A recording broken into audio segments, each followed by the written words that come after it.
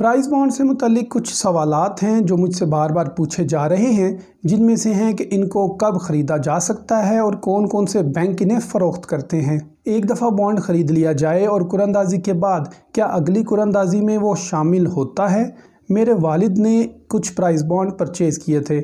उनके इंतकाल के बाद क्या बेटा उन प्राइस बॉन्ड्स के हकदार ठहरता है? उसकी मलकियत किसके नाम होगी? अगर प्राइस बॉन्ड कुरानंदाज़ी से नहीं निकलता तो वापस करने पर बैंक कितने फ़ीसद कटौती करता है? और इन जैसे दीगर सवालात के जवाब के साथ मैं हूं इंजीनियर मलिक अनस और आप देख रहे हैं पाकिस्तान वेल्थ अकेडमी।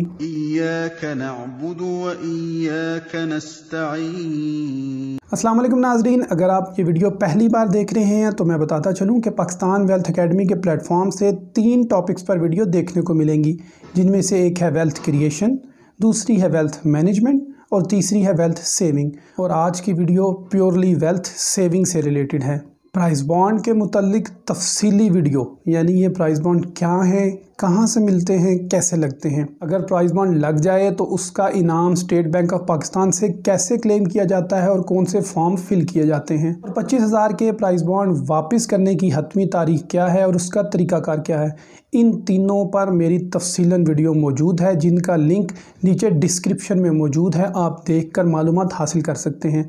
आज की वीडियो में मैं आपके सवालात के जवाब देने की कोशिश करूँगा। नाज़रीन, सबसे पहले सवाल का जवाब मैं देता चलूँ कि प्राइस बॉन्ड ख़रीदने पर या बेचने पर किसी किस्म की कोई कटौती नहीं की जाती। आप प्राइस बॉन्ड 15,000 का ख़रीदें या बेचें, उसकी मालियत फेस वैल्यू 15,000 ही रहेगी। दूसरी बात, इनकी कोई एक्सपायरी डेट नहीं होती। हर बॉन्ड की डेट ऑफ इशुएंस तो होती है। कुछ बॉन्ड 1990 में इशू किए गए होंगे, कुछ 2010 में हुए होंगे, कुछ 2018 में होंगे। इनकी स्टैंप बॉन्ड की फ्रंट साइड पर कलरफुल शेड में लगाई गई होती है, जिसके सेंटर में डेट ऑफ इशुएंस लिखी होती है। तो अगर आपके पास कोई बॉन्ड मौजूद है और उसका नंबर सेविंग सेंटर की वेबसाइट पर मौजूद बॉन्ड्स की लिस्ट में लग जाता है, मैच कर जाता है, और वो ड्रा आपकी बॉन्ड पर मौजूद नंबर से पहले का है, तो आप वो क्लेम नहीं कर सकते। मिसाल के तौर पर आपके पास जो बॉन्ड है वो 2018 में इशू किया गया, लेकिन जो आपने नंबर चेक किए वो 2016 में सेम नंबर की कुरानंदाज़ी हुई थी और वो मैच कर गया।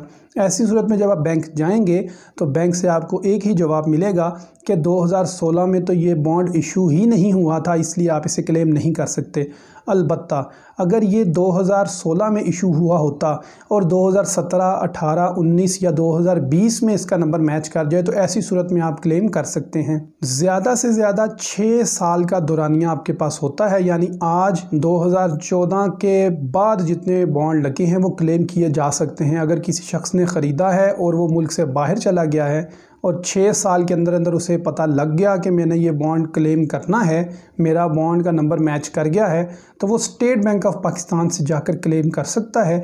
6 साल का अरसा गुजर जाने के बाद बॉन्ड क्लेम नहीं किया जा सकता, अलबत्ता उसकी फेस वैल्यू मौजूद रहती है। बॉन्ड्स का दूसरा नाम बेयरर सर्टिफिकेट है, यानी ये जिसके पास होता है उसी की मलकियत है। वालिद के पास है, बहन भाई जिसके पास है, अगर आपका ये गिर गया तो जिसको मिलेगा ये उसी का होगा, वही इनाम क्लेम कर सकता है, इसलिए इसकी कोई शनाख्त नहीं होती। ये बेयरर सर्टिफिकेट्स कई वजूहात में से एक वजह थी जिसकी वजह से पाकिस्तान इस वक्त ग्रे लिस्ट में मौजूद है, क्योंकि करप्शन का एक बहुत बड़ा हिस्सा प्राइस बॉन्ड्स की सूरत में अदा किया जाता है। इसी वजह से हुकूमत पाकिस्तान ने 25,000 और 40,000 की डिनोमिनेशंस को ख़त्म करके प्रीमियम बॉन्ड्स में कन्वर्ट कर दिया है। यानी अब जो बॉन्ड ख़रीदने जाएगा 25,000 या 40,000 का, वो उसे अपने शनाख्ती कार्ड के अगेंस्ट हासिल करना होगा। तो ऑफ कोर्स शनाख्ती कार्ड पे जब आ गया तो फिर आपको इनकम टैक्स में शो करना होगा, रिटर्न्स दाखिल करना होंगी, सोर्स ऑफ इनकम बताना पड़ेगा। इसलिए जो अब 25,000 और 40,000 के बॉन्ड्स हैं वो मुअत्तल कर दिए गए हैं और उनकी जगह प्रीमियम बॉन्ड्स आ गए। अलबत्ता 200, 750, 1500, 7,500 और 15,000 इनके बेयरर सर्टिफिकेट्स अभी जारी हैं, और मेरी इतलात के मुताबिक अनकरीब 15,000 और 7,500 को भी प्रीमियम में कन्वर्ट कर दिया जाएगा। बॉन्ड्स को ख़रीदने के हवाले से एक कन्फ्यूजन है कि मार्केट में अजाफी पैसे लेकर बॉन्ड सेल किए जाते हैं, यानी 200 रुपये का बॉन्ड 210 रुपये का सेल किया जाता है, 1500 का बॉन्ड 15,400 या 500 का सेल किया जाता है। नाज़रीन, उसकी एक ही वजह है कि हुकूमत पाकिस्तान से जब आप बॉन्ड ख़रीदते हैं तो आप कुरानंदाज़ी से 3 माह कबल ख़रीदते हैं।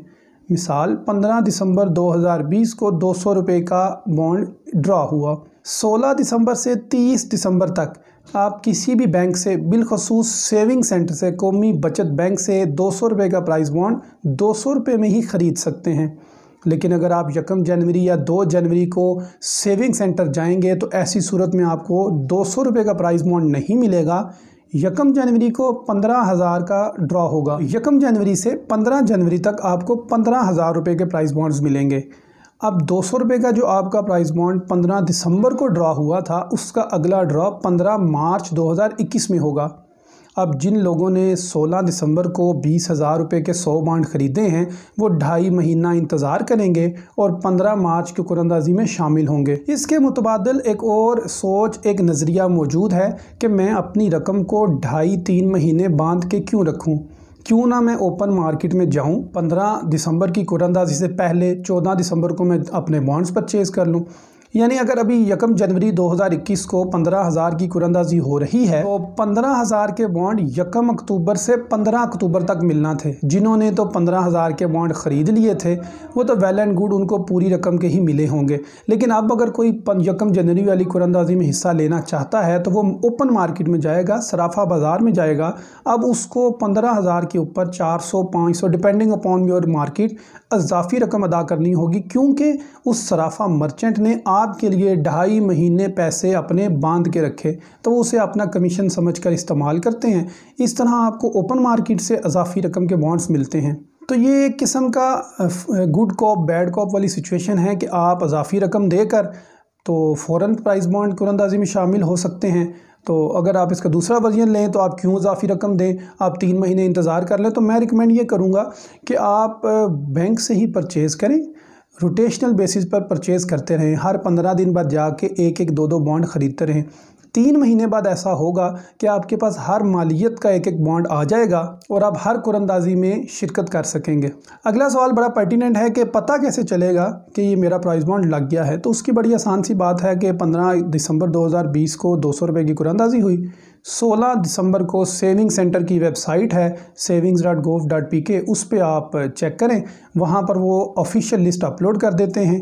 वहाँ पर आप अपने बॉन्ड के नंबर को मैच करें। अगर आपका नंबर मैच हो जाता है तो डिस्क्रिप्शन में वीडियो मौजूद है कि स्टेट बैंक से आप कैसे क्लेम कर सकते हैं। अगर नहीं होता तो आप अपने बॉन्ड को पास रख लें, या तो अगली कुरानंदाजी का इंतज़ार करें या आप बैंक में वापस करके अपनी रकम हासिल कर लें। इसी सवाल में मज़ीद इजाफा करें, अगर आपका नंबर लग जाता है, नंबर मैच कर जाता है और आप क्लेम नहीं करते, क्योंकि 6 साल का अरसा है, आप क्लेम करने के लिए एक ही दफ़ा जाएँ, सारे बॉन्ड्स इकट्ठे क्लेम करा लें और इस दौरान अगले साल की कुरानंदाजी में फिर आपका यही नंबर मैच हो जाता है, तो इस सूरत में आपको 2 दफ़ा इनाम मिलेगा। ड्रॉ नंबर अलग अलग होंगे, आप 2 दफ़ा क्लेम कर सकते हैं। इसके अलावा अगर आपके माइंड में कोई ऐसा सवाल हो जो आप मुझसे पूछना चाहते हैं तो नीचे कमेंट सेक्शन में मुझसे ज़रूर पूछिएगा। हर सवाल का इनफरादी तौर पर जवाब देने की भरपूर कोशिश की जाएगी। अपना ख्याल रखिएगा। पाकिस्तान वेल्थ अकेडमी से इंजीनियर मलिक अनस को इजाज़त दीजिए।